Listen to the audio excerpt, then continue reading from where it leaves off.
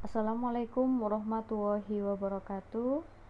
Selamat pagi siswa-siswi SMA Negeri 2 Sumeneb kelas 11. Kali ini kita akan belajar terkait teori asam basa. Sebelum kita masuk ke materi, masih ingat ya kalian contoh asam dan basa dalam kehidupan sehari-hari? Waktu SMP kalian dulu pernah belajar tentang asam dan basa. Oke, ada yang masih ingat apa saja contohnya? Ya, ada cuka, ada proma, ya, dan lain sebagainya. Cuka itu merupakan contoh larutan asam ya. Proma merupakan contoh dari larutan basa. Oke, selanjutnya Ibu akan menjelaskan terlebih dahulu larutan itu sebenarnya dibagi. Ibu akan mengingatkan kembali ke kalian juga bahwa larutan itu dibagi menjadi dua. Ada larutan elektrolit dan larutan non-elektrolit. Materi ini sudah kalian pelajari di kelas 10 ya, terkait larutan elektrolit dan non-elektrolit. Apa sih bedanya? Oke, kalau elektrolit itu bisa menghantarkan listrik, tapi kalau non-elektrolit itu tidak dapat menghantarkan listrik. Larutan asam, basa, dan netral ini merupakan contoh larutan elektrolit. Nah, bagaimana kita bisa mengetahui bahwa larutan asam itu bersifat asam, basa, dan netral? Bukan dari rasanya. Oke, kita tidak boleh mencicipi larutan yang akan kita uji. Misalnya larutan kimia kita tidak boleh mencicipinya. Tapi kalau dalam kehidupan sehari-hari mungkin kita bisa tahu ya, bahwa misalnya jeruk itu merupakan asam karena rasanya memang masam, seperti itu ya. Tapi bagaimana kita tahu itu merupakan asam dan basa atau netral? Maka kita harus memperhatikan nilai pH-nya. pH kalau asam itu kurang dari 7, tapi kalau lebih dari 7 merupakan basa, pH sama dengan 7 merupakan larutan netral. Jadi seperti itu ya. Untuk itu kita akan belajar terkait teori asam dan basa. Teori yang pertama di sini ada teorinya Arrhenius ya, bisa dilihat di gambarnya itu Bapak Svante Arrhenius. Nah, dia menemukan teori asam basa di tahun 1884. Jadi dia merupakan kebangsaan Swedia ya, ilmuwan dari Swedia. Ternyata dari teorinya Arrhenius tersebut terdapat kekurangan atau kelemahan, sehingga Bronsted-Lowry juga menemukan teorinya terkait teori asam basa di tahun 1923. Jadi di sini ada Bapak Johannes Bronsted yang sebelah kiri ya, dan sebelah kanannya ini ada Thomas Lowry. Nah, Bronsted-Lowry ini memang nama ilmuwan, dua orang ilmuwan yang dijadikan satu, yaitu Bronsted dan Lowry. Nah, makanya ibu harapkan ibu sering beri motivasi ke kalian ya, kalau kalian pengen jadi ilmuwan, maka nanti nama-nama kalian akan dikenang, teori kalian akan selalu dikenang. Nah, sama halnya dengan teori Bronsted-Lowry dan Arrhenius. Kemudian yang ketiga di sini ada teori Lewis. Nah, ternyata teori Lewis di sini ini penyempurna dari kedua teori sebelum-sebelumnya. Jadi penyempurna dari teorinya Arrhenius, Bronsted-Lowry. Jadi penyempurna, dia menemukan teorinya juga hampir mirip di tahun 1923 ya. Jadi Pak Lewis ini yang menemukan. Oke. Lanjut kita mulai dari satu persatu ya, dari teori yang pertama. Ini adalah teori Arrhenius. Nah, Arrhenius ini mengatakan bahwa asam itu adalah sesuatu yang jika dilarutkan dalam air akan menghasilkan ion H+. Namun basa merupakan sesuatu yang jika dilarutkan dalam air akan menghasilkan ion OH-. Oke, kita mulai dari teori yang pertama, yaitu teori Arrhenius. Di sini ada contoh senyawa HCl atau asam klorida. Dia itu dikatakan sebagai asam. Kenapa demikian? Karena kalau direaksi ionisasikan atau jika HCl ini dilarutkan ke dalam air, dia maka akan menghasilkan ion H+ plus Cl-. Nah, dapat dari mana H+ dan Cl-? Masih ingat ya? Jadi kita harus tahu kation dan anionnya. Bagaimana cara mengingat kation dan anion? Oke, kita perhatikan SPU. Nah, di SPU ini kalian masih ingat yang mana yang dikatakan golongan 1 ya? Jadi ini golongan 1, HLI ke bawah ini adalah golongan 1. BE, MG ke bawah itu adalah golongan 2. Golongan 2. BAL, GA, IN, TL ini golongan 3. Ya.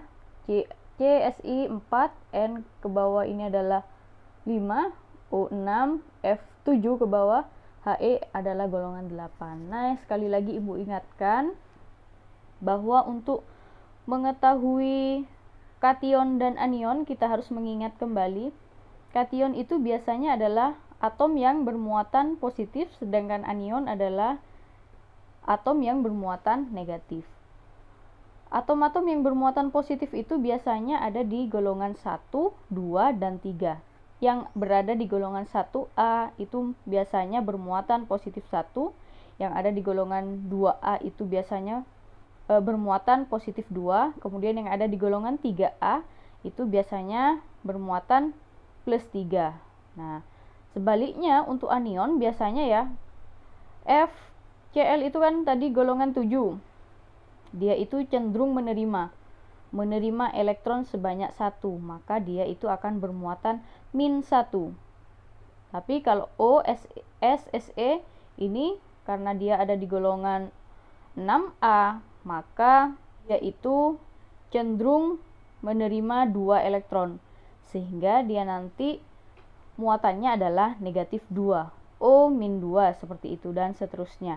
Nah, di sini ada beberapa kation dan anion untuk mempermudah kalian ya. Silakan kalian cek nanti, bisa cek di Google atau bisa di modul atau di buku paket kalian. Pada waktu kelas 10 kalian sudah belajar tentang kation dan anion. Di sini ada beberapa macam ya kan. H, Li, Na, K, Rb, C, S, Fr ini merupakan ada di golongan 1, makanya semuanya positif 1 ya. Ini positif 1 karena dia ada di golongan 1. Kemudian Be ke bawah ini ada di golongan 2, makanya muatannya 2. Untuk anion ini memang agak sedikit berbeda ya. Jadi anion itu memang bukan dari satu atom, tapi bisa dari 2 atom atau lebih. Ini namanya anion poliatomik. Nah, di sini ada OH- ya, berarti oksigen dan hidrogen itu membentuk anion OH-. Nanti kalian bisa cari lebih banyak dari ini ya. Nah, sekarang kembali lagi. Jadi sudah bisa ya untuk membuat reaksi ionisasinya. Jadi kalau HCl, kationnya berarti adalah H+, anionnya adalah Cl-. Oke. Kemudian untuk CH3COOH, asam asetat. Asam asetat di sini kalau kita reaksi ionisasikan, maka anionnya itu adalah CH3COO-, kationnya adalah H+. Untuk CH3COOH, kationnya ini ada di belakang ya. Biasanya kation itu kan selalu ada di depan. Tapi boleh juga kita tuliskan di depan, tidak masalah ya. Tapi urutannya biasanya memang yang di depan itu merupakan kation. Khusus untuk CH3COOH, ini kationnya ada di belakang, hanya yang ada di belakang ini ya. Nah, untuk H2CO3 berarti kalau kita ionisasikan dia akan menghasilkan H+ ya. Pertama H+ plus CO3 2-.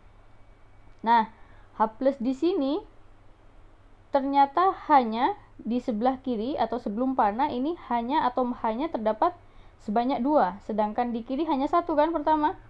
Untuk menjadikan 2 maka kita perlu menambahkan yang namanya koefisien ini ya.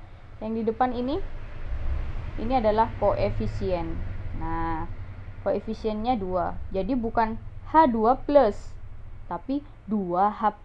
Jadi untuk menambahkan jumlah atom bukan muatannya yang ditambahkan, tapi adalah koefisiennya. Diingat ya. Bu, ini kok bisa CO3 2- dapat dari mana? Dapat dari mana? Tadi kan sudah dijelaskan ya. Untuk membedakan kation dan anion, kita lihat dia muatannya negatif. CO3 2- itu merupakan namanya karbonat. Nah, berarti ini adalah anionnya. Jadi seperti itu. Nah, kenapa ini HCl, CH3COOH, H2CO3 dikatakan sebagai asam karena dia menghasilkan ion H+. Ya, ketika dilarutkan dalam air menghasilkan ion H+. Ini dapat H+, ini H+, ini juga H+, seperti itu. Untuk NaOH, kenapa dikatakan basa? Karena dia menghasilkan ion OH- ya. Ion OH-, kemudian MgOH 2 kali juga OH-.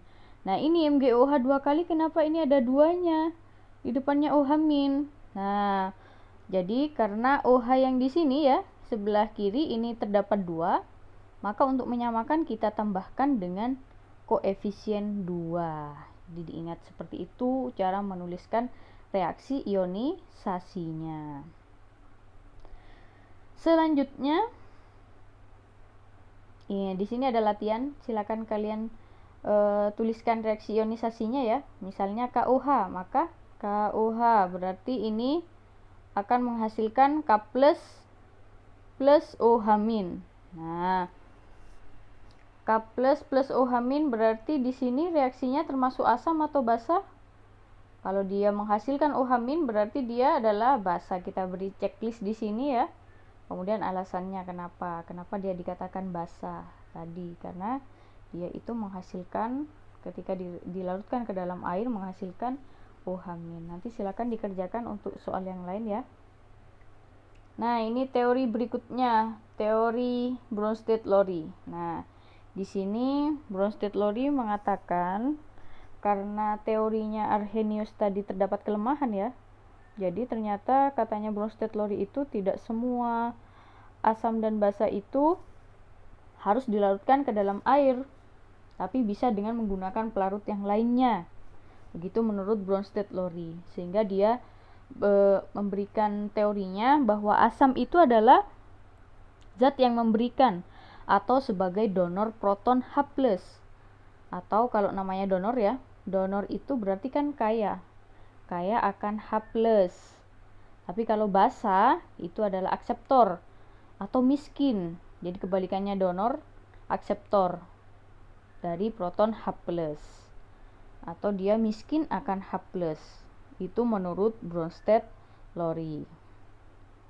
Nah, di sini ada contoh. Ada NH3 plus H2O. Ini reaksi ya.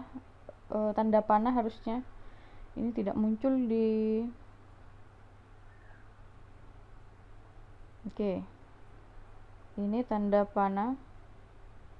Seperti ini. NH3 plus H2O menghasilkan NH4 plus OH-. Nah, di sini ada yang namanya asam, ada juga asam konjugasi. Ada basa konjugasi. Kira-kira apa yang membedakan? Karena ini untuk membedakan asam yang sebelum panah dan asam setelah panah. Nah, di sini ada pasangan konjugat. Jadi terdiri dari asam basa, satu asam dan satu basa yang dibedakan oleh penerima dan pelepasan proton, ya. Makanya ada asam konjugat atau asam konjugasi dan ada basa konjugasi. Nah, yang pertama kali harus kita ketahui, kita harus melihat pasangannya terlebih dahulu. NH3. NH3 ini kira-kira pasangannya yang mana? Yang ada unsur N dan ada unsur H-nya juga. Berarti adalah NH4+. Nah, ini adalah pasangannya. Kemudian setelah kita tahu pasangannya, maka kita perhatikan jumlah atom H-nya. NH3, jumlah atom H-nya ada berapa? Ada 3, betul ya, ada 3 ya. Nah, untuk NH4+, atom H-nya ada berapa? Ada 4. Nah, di sini di kanan dan di kiri yang atom H-nya banyak yang mana? Yang kanan. NH4+ ya yang banyak atom H-nya. Makanya NH4+ ini dikatakan sebagai asam dan NH3 dikatakan sebagai basa. Kalau NH3 dikatakan sebagai basa, maka NH4+ ini pasangannya adalah asam konjugasi, seperti itu. Untuk H2O. H2O di sini berarti pasangannya dengan OH-. Oke, H2O hanya di sini ada 2, OH- hanya ada 1. Berarti yang banyak adalah H2O.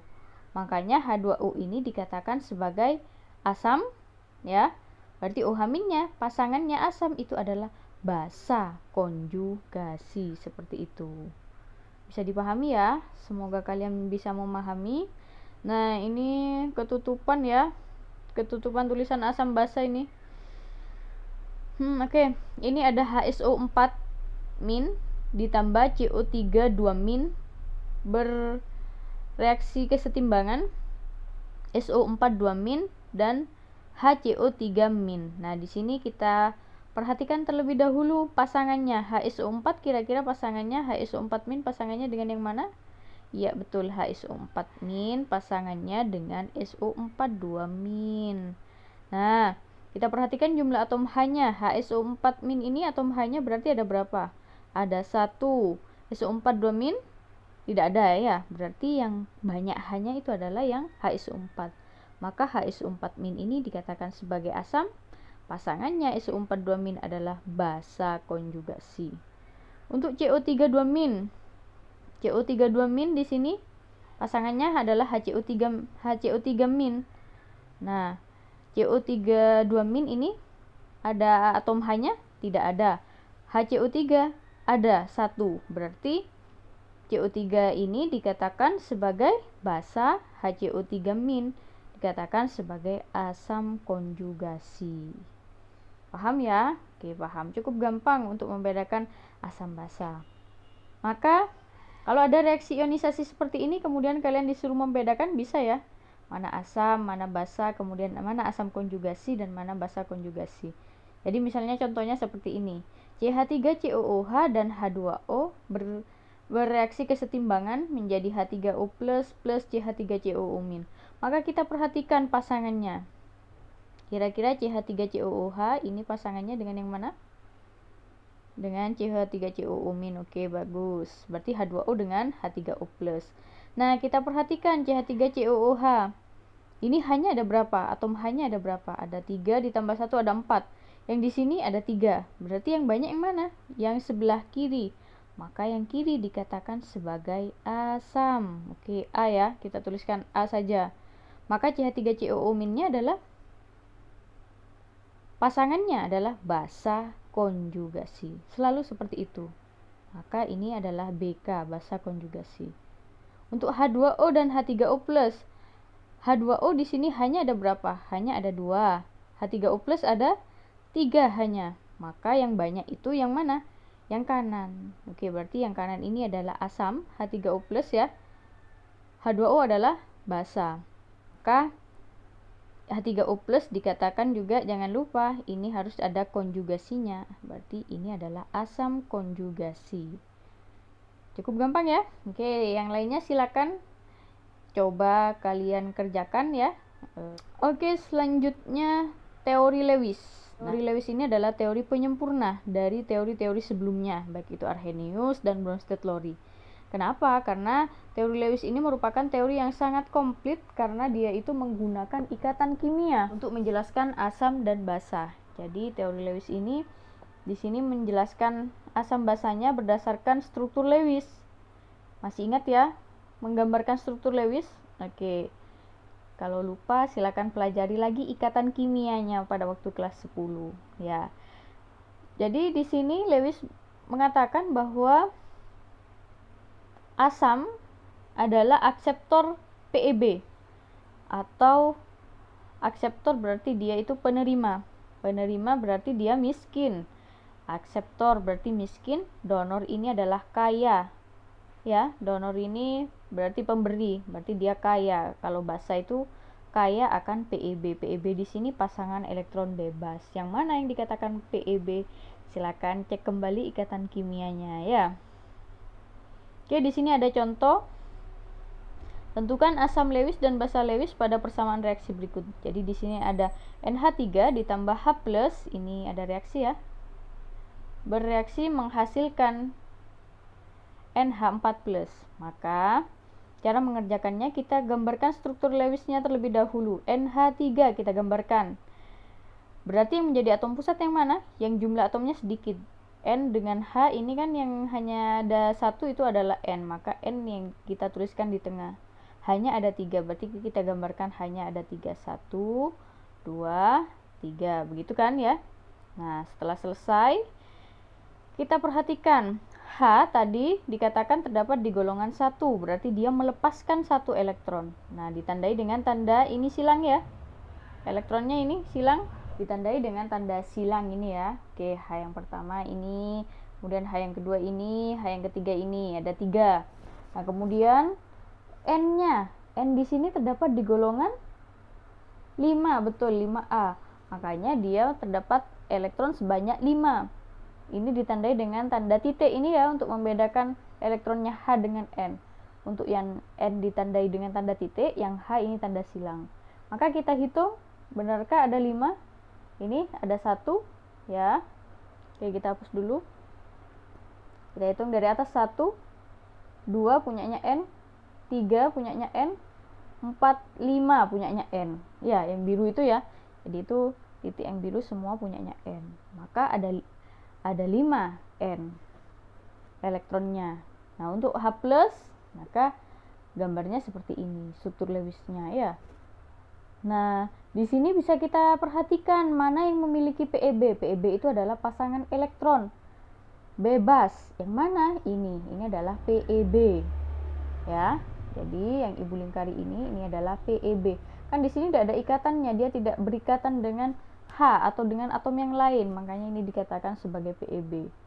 Dia yang akan memberikan ke atom H+ atau ke asam. Berarti di sini dapat kita katakan yang kaya atau yang memiliki PeB itu yang dikatakan sebagai basa, yang menerima PeB itu dikatakan sebagai asam.